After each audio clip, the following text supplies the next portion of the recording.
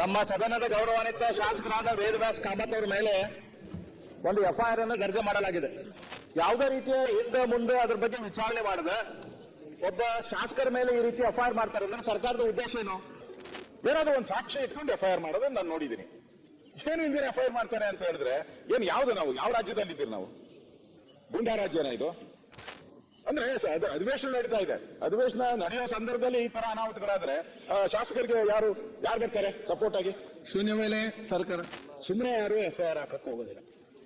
ಅದಕ್ಕೆ ಕಾರಣ ಇದ್ದೇ ಇರಬೇಕು. ಒಂದ್ ವೇಳೆ ಕಾರಣ ಇಲ್ದೇನೆ ಎಫ್ಐಆರ್ ಹಾಕಿದ್ದಾರೆ ಅಂದ್ರೆ ಅಧಿಕಾರಿ ತಪ್ಪು ಮಾಡಿದ್ದಾರೆ ಅಂತ ಆಗುತ್ತೆ.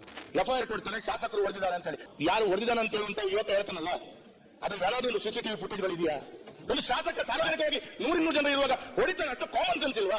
ಈ ಪರಿಸ್ಥಿತಿ ಆದ್ರೆ ಶಾಸಕರಿಗೆ ಕೆಲಸ ಮಾಡೋದು ಹೆಂಗಾಗುತ್ತೆ? ಅದಕ್ಕೆ ಅಲ್ಲಿ ಕೂತ್ಕೊಳ್ಳಿ. ನೀವ್ಯಾಕೆ ಪ್ರಚಾರಕ್ಕಾಗಿ ಯಾಕೆ ಮಾತಾಡ್ತೀರಿ? ಆಯ್ತು, ಅರುಣ್ ಬೆಲ್ಲದ್ ಮಾತಾಡ್ತೀನಿ, ಅಲ್ಲಿ ಮಾತಾಡಿ. ಬೆಲ್ಲದಲೆ ಮಾನ್ಯ ಅಧ್ಯಕ್ಷರೇ, ನಮ್ಮ ಸದನದ ಗೌರವಾನ್ವಿತ ಶಾಸಕರಾದ ವೇದವ್ಯಾಸ್ ಕಾಮತ್ ಅವರ ಮೇಲೆ ಒಂದು ಎಫ್ಐಆರ್ ಅನ್ನು ದರ್ಜೆ ಮಾಡಲಾಗಿದೆ.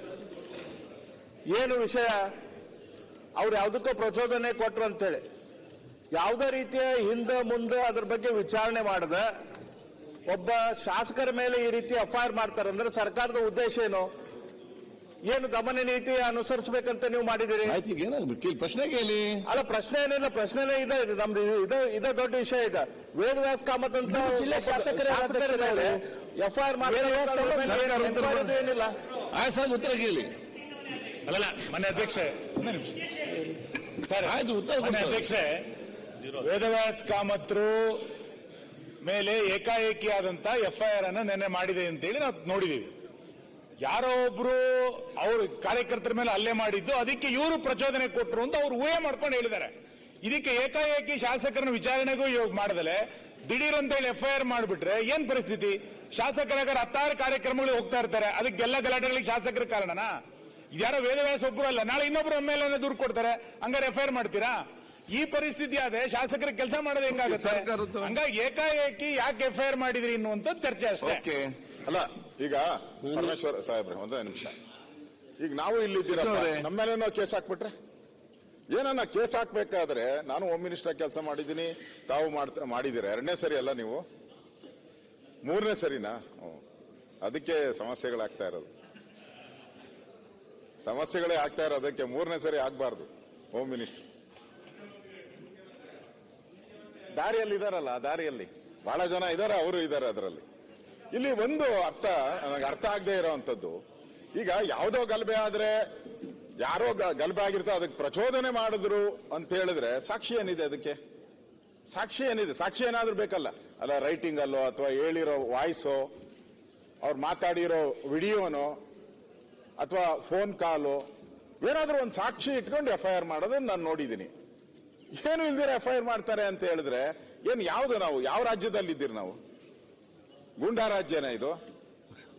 ಅಂದ್ರೆ ಅಧಿವೇಶನ ನಡೀತಾ ಇದೆ, ಅಧಿವೇಶನ ನಡೆಯೋ ಸಂದರ್ಭದಲ್ಲಿ ಈ ತರ ಅನಾಹುತಗಳಾದ್ರೆ ಶಾಸಕರಿಗೆ ಯಾರು ಬರ್ತಾರೆ ಸಪೋರ್ಟ್ ಆಗಿ?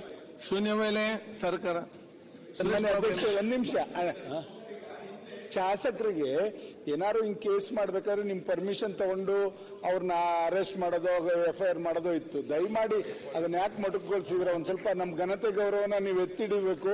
ಶಾಸಕರಿಗೆ ಗೌರವ ಉಳಿಸುವಂತ ಕೆಲಸ ಕಾನೂನಲ್ಲೂ ಕೂಡ ಆಗ್ಬೇಕು ಅಂತ ನಾನು ನಿಮ್ಮನ್ನು ವಿನಂತಿ. ಚರ್ಚೆ ಬೇಡ, ಇದು ಶೂನ್ಯ ವೇಳೆ ಚರ್ಚೆ. ಅವ್ರ ಉತ್ತರ ಕೇಳಿ ಫಸ್ಟಿಗೆ.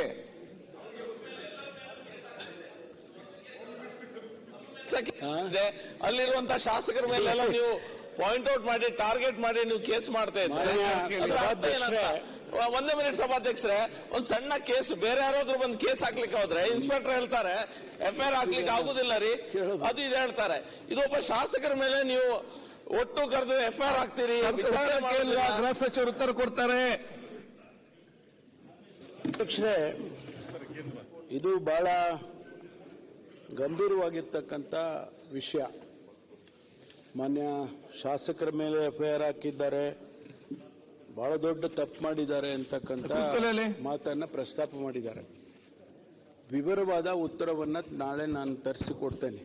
ಯಾವ ಉದ್ದೇಶಕ್ಕೆ ಸುಮ್ಮನೆ ಒಂದು ಎಫ್ಐಆರ್ ಹಾಕಬೇಕು ಅಂದ್ರೆ ತಾವು ಗೃಹ ಸಚಿವರಾಗಿದ್ರಿ, ಅದಕ್ಕೆ ತಾವೇ ಹೇಳ್ದಂಗೆ ಸಾಕ್ಷ್ಯ ಬೇಕು, ಆಧಾರ ಬೇಕು, ಮತ್ತೆ ಯಾವ ಕಾರಣಕ್ಕೆ FIR ಹಾಕ್ತಾರೆ ಎಲ್ಲ ಡೀಟೇಲ್ಸ್ ಬೇಕಾಗ್ತದೆ. ಸುಮ್ಮನೆ ಯಾರು FIR ಹಾಕಕ್ಕೆ ಹೋಗೋದಿಲ್ಲ. ಅದಕ್ಕೆ ಕಾರಣ ಇದ್ದೇ ಇರಬೇಕು. ಒಂದು ವೇಳೆ ಕಾರಣ ಇಲ್ಲದೇನೆ FIR ಹಾಕಿದ್ದಾರೆ ಅಂದ್ರೆ ಆ ಅಧಿಕಾರಿ ತಪ್ಪು ಮಾಡಿದ್ದಾರೆ ಅಂತ ಆಗುತ್ತೆ. ಆದ್ರಿಂದ ನಾನು ನಾಳೆ ಇದಕ್ಕೆ ವಿವರವಾದ ಉತ್ತರವನ್ನ ಒದಗಿಸ್ತೇನೆ. ಅಧ್ಯಕ್ಷ ಈಗ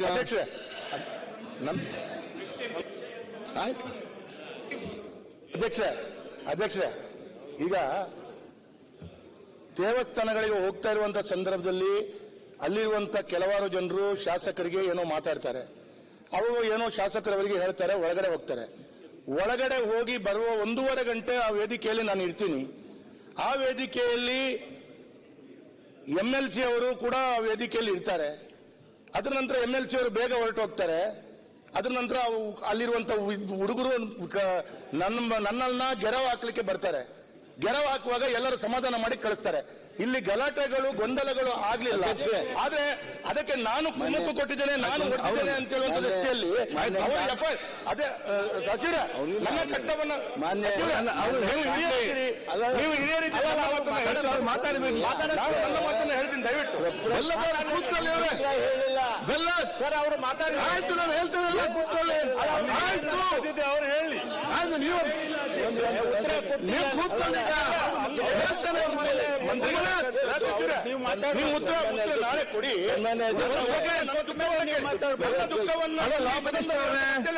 ವಿಚಾರ ಹೇಳಿ, ಕನ್ಸರ್ನ್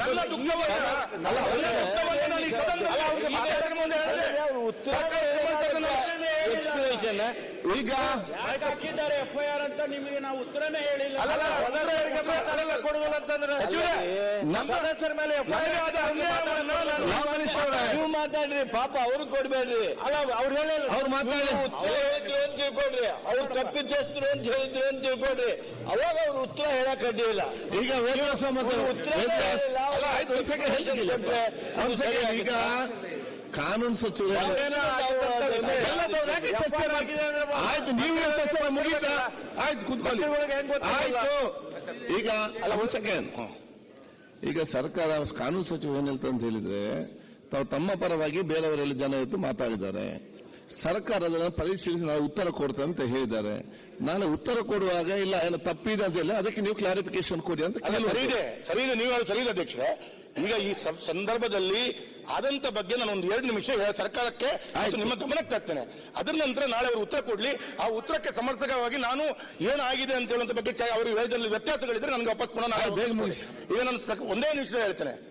ಒಂದೇ ಒಂದು ಘರ್ಷಣೆಗಳು ಗಲಾಟೆಗಳು ಆಗದಂತ ಸಂದರ್ಭದಲ್ಲಿ ಯಾವ ವ್ಯಕ್ತಿಗಳು ಅಲ್ಲಿ ಬಂದು ನಾನು ಹೊರಗಡೆ ಬರುವಾಗ ಗೆರವು ಹಾಕಿದ್ರು, ಆ ಗೆರವು ಹಾಕಿದವರಿಗೆ ಗೆರವು ಹಾಕಬೇಕು ಅಂತ ಕುಮ್ಮಕ್ಕು ಕೊಟ್ಟವರು ಯಾರು, ವೇದಿಕೆಯಿಂದ ಎಳೆದೋದವರು, ಅವ್ರ ಮೇಲೆ FIR ಹಾಕಬೇಕಿತ್ತಲ್ಲ MLC ಅವರ ಮೇಲೆ, ಯಾಕೆ ಹಾಕಿಲ್ಲ ಅಂತ ಒಂದು ಪ್ರಶ್ನೆ.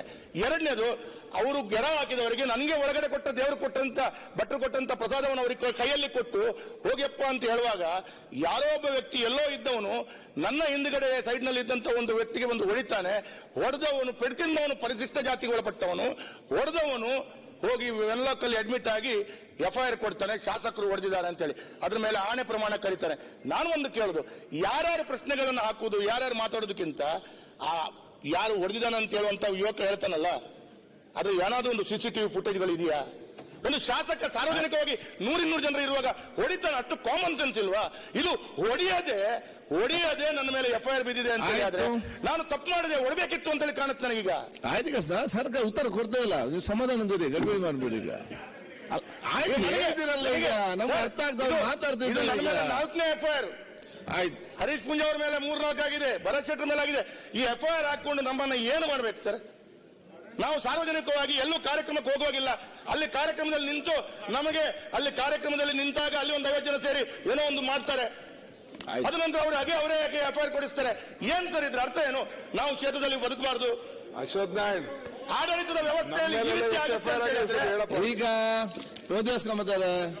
ಎಲ್ಲ ರೋಗಕ್ಕೆ ಮದ್ದಿದೆ, ಈ ಟೆನ್ಷನ್ ಒಂದು ಮದ್ದಿಲ್ಲ, ನೀವು ಟೆನ್ಷನ್ ಮಾಡಬೇಡಿ. ಈಗ ನಾಳೆ ಉತ್ತರ ಕೊಡ್ತಾರೆ, ಮತ್ತೆ ನೋಡಿ ಏನೇನೋ ಮಾಡ್ತಾರೆ, ಖುಷಿ ಬಂದದ್ದು ಮಾಡ್ತಾರೆ.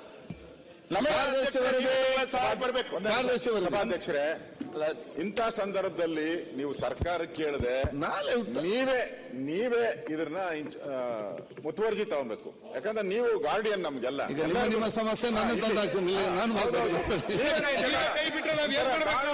ನಾಳೆ ಉತ್ತರ ಕೊಡಿ. ಕಾರ್ಡ್ ನಮ್ಗೆ ಎಸ್ ನೀವೇ ನಮ್ಮನ್ನ ಕೈ ಬಿಟ್ಟು ಆ ಕಡೆ ಅಂತ ಹೇಳಿದ್ರೆ ಸರ್ಕಾರ ನಾವು ಉತ್ತರ ಕೊಡ್ಬೇಕಲ್ಲ. ಏನ್ರಿ ಇದೆಲ್ಲ? ಆಯ್ತು ಕೇಳ್ಬೇಕು, ಧೈರ್ಯವಾಗಿ ಕೇಳಿ, ಧೈರ್ಯವಾಗಿ ಕೇಳಿ ಒಂದ್ಸರಿ. ಸರ್ಕಾರ ಏನ್ರಿ ಇದೆಲ್ಲ ಹಿಂಗ್ ನಡೀತಾ ಇದೆ, ಸದನ ನಡೀತಾ ಇದೆ, ಏನ್ರಿ ಇದೆಲ್ಲ ಅಂತ ಧೈರ್ಯವಾಗಿ ಕೇಳಿ, ಉತ್ತರ ಕೊಡ್ತಾರೆ. ಸಪೋರ್ಟ್ ಮಾಡಬೇಕು ಎಲ್ಲ ಸದಸ್ಯರಿಗೂ. ಇಲ್ಲಿ ರೂಲಿಂಗ್ ಪಾರ್ಟಿ ಚೇಂಜ್ ಆಗ್ತಾನೆ ಇರ್ತದೆ. 3.5 ವರ್ಷ ನಾವು ಆಡಳಿತ ಮಾಡಿದ್ರೆ ಸರ್, ನಿಮ್ ಜಿಲ್ಲೆಯ ಶಾಸಕ ನೀವು ಬೆಂಗಳೂರಿಗೆ ಬರ್ಬೇಕಾದ್ರೆ ವೇದವ್ಯಾಸ ಕ್ಷೇತ್ರ ಶಾಸಕ ಆ ಕ್ಷೇತ್ರದ ಮೇಲೆ ಬರ್ಬೇಕು ನೀವು. ಆ ಕ್ಷೇತ್ರದಲ್ಲಿ ಆ ಶಾಸಕಂಗೆ ರಕ್ಷಣೆ ಇಲ್ಲ ಅಂತಂದ್ರೆ ಯಾರು ರಕ್ಷಣೆ ಕೊಡೋದು? ಕಾರ್ಯಕ್ರಮಕ್ಕೆ ಹೋಗಂಗಿಲ್ವಾಗಾರೆ ಶಾಸಕ? ಹೋಮ್ ಮಿನಿಸ್ಟರ್ ನಾಳೆ ಈಗ ಆಗಲ್ಲ ಸರ್. ಯಾರಾಗಾರ ನಾಳೆ ನಮ್ಮ ಮೇಲೆ ಅಫೇರ್ ಮಾಡ್ತೀರಿ ನೀವು? ಹಾಗಾದ್ರೆ ಇದಕ್ಕೆ ಉತ್ತರ ಕೊಡ್ತಾ ಅಂತ ಹೇಳಿದ್ದಾರೆ. ಮತ್ತೆ ಉತ್ತರ ಆಮೇಲೆ ಕೊಡೋದು ಸರ್. ಉತ್ತರ ಆಯ್ತಲ್ಲ, ಉತ್ತರ ಕೊಡೋದು ಗೊತ್ತಿದೆ. ನಾನು ಹೇಳಿದ ಈ ಪರಿಸ್ಥಿತಿ ಯಾಕೆ ಬಂತು ಅಂತ ನಾಳೆ ನೋಡಿ ಚರ್ಚೆ ಮಾಡುವ. ಅಲ್ಲ, ಈಗ ಅದು ಕೈ ಎತ್ತಿದ್ದು ಅಂತ ಹೇಳಿದ್ರೆ ಈ ಮಿನಿಟ್ಗೆ ನಾನು ಸದನ ಬಿಟ್ಟು ಹೊರಗಡೆ ಹೋಗ್ತೀನಿ. ಆಯ್ತು, ಅಂತ ತಪ್ಪನ್ನ ಮಾಡದೆ FIR ನನ್ನ ಮೇಲೆ ಹಾಕಿದ್ದು ನಾನೊಂದು ಶಾಸಕ, ಬಿಜೆಪಿ ಶಾಸಕನಂತನಾ? ಆಯ್ತು. ಈಗ ನಮ್ಮ ನೋವಿಗೆ ಹಾಗಾದ್ರೆ ಏನು ಇಲ್ವಾ? ಅವಕಾಶ ಕೊಟ್ಟೆ ಇಲ್ಲ. ನೋವು ಖಾಲಿ ಮಾಡಿ ಈಗ ದಮ್ಮನ ಕ್ಲಿಕ್ ನೋಡ್ತೀವಿ. ಎಲ್ಲಿ ಖಾಲಿ ಮಾಡಿ ಕಾರ್ಯದರ್ಶಿ ವರದಿ. ಟಿವಿ ವಿಕ್ರಮ, ದೇಶ ನಿಮ್ಮ ಕೈಯಲ್ಲಿ. ಈ ಕಾರ್ಯಕ್ರಮ ನಿಮಗೆ ಇಷ್ಟ ಆಗಿದ್ದಲ್ಲಿ ಲೈಕ್, ಶೇರ್ ಹಾಗೂ ಕಮೆಂಟ್ ಮಾಡಿ. ಟಿವಿ ವಿಕ್ರಮದ ಕಾರ್ಯಕ್ರಮಗಳನ್ನು ನಿರಂತರವಾಗಿ ವೀಕ್ಷಿಸಲು ಸಬ್ಸ್ಕ್ರೈಬ್ ಮಾಡಿ, ಬೆಲ್ ಐಕನ್ ಒತ್ತಿ.